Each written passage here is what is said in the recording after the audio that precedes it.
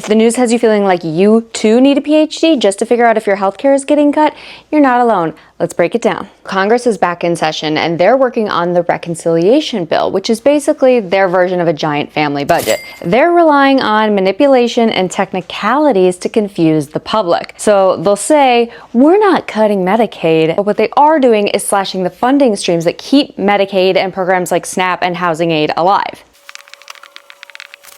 So when you're cutting the funding pathways, the programs can't survive. It's basically like slashing the tires and saying, well, I didn't take the car keys. So the House told the Energy and Commerce Committee to find $888 billion in savings over the next 10 years, which is, as you can see, impossible to do without cutting Medicaid. Medicaid also funds long-term care services for elderly, people with disabilities, mental health programs in schools, services for students with disabilities, housing assistance program. Now, the Agriculture Committee was told to cut $230 billion. It's going to be hard to do that without cutting funding for SNAP. Who's going to feel this first?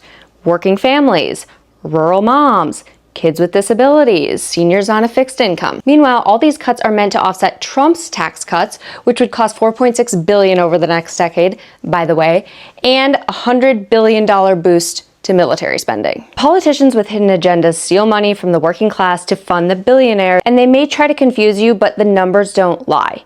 When you look at where Congress wants to pull money and where they don't, it tells you exactly who they're fighting for. Spoiler alert, it's not